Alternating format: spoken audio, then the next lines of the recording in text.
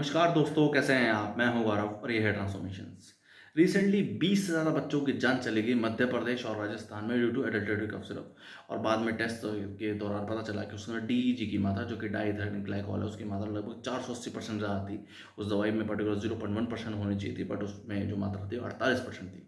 इस तरीके के मामले हमें देखने को मिले थे 2022 में, जब Gambia as well as Uzbekistan में काफ़ी सारे बच्चों की जान चली गई इंडियन मेड कफ सिरप पीने की वजह से। ऑल्दो उस समय जब ये बात हुई 2022 में, तब इन सब मेडिसिन मैन्युफैक्चरिंग कंपनी से बोला कि उनकी कोई कमी नहीं है, मेडिसिन में ऐसी कोई दिक्कत नहीं थी, वहीं पे और कोई डिफरेंट तरीके का इशू होगा।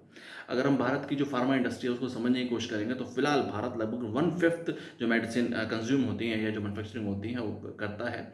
और ओवरऑल अगर रेवेन्यू के बारे में समझेंगे तो लगभग 6% जो हमारा एक्सपोर्ट है, एक्सपोर्ट रेवेन्यू, वो मेडिसिन इंडस्ट्री से ही आता है। रिसेंटली 2023 में जब सर्वे हुआ भारत की मेडिसिन से जो मैन्युफैक्चरिंग होती है उनके ऊपर, तो ऐसा पाया गया कि लगभग 3% मेडिसिन, या कह सकते हैं 100 में से 3 मेडिसिन वो सब स्टैंडर्ड लेवल की थी।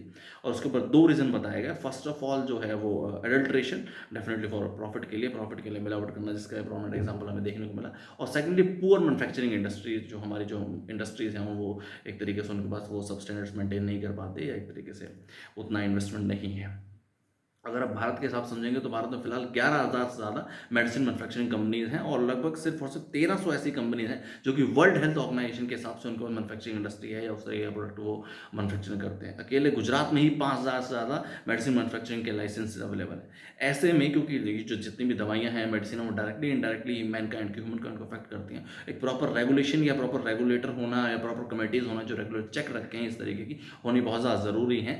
और इस तरीके के जब भी हादसे होते हैं, जो हमें रिसेंटली मध्य प्रदेश और राजस्थान में देखने को मिला, तो हमें राज्य की सरकारों को, भले ही केंद्र की सरकारों को, ये एक पैरामीटर बनाना चाहिए कि ये सिर्फ और सिर्फ आखिरी हादसा है, आखिरी एक्सीडेंट है। इसके बाद इस तरीके के हादसे बिल्कुल भी ना हो, और जो हमारे रेगुलेटर्स हैं, जो हमारी कमेटीज़ हैं, जो प्रॉपर एक तरीके से चेक्स हैं, वो टाइमली बेसिस पे हों, और इस तरीके की चीज़ों को अवॉइड किया जा सके। जय हिंद, जय भारत।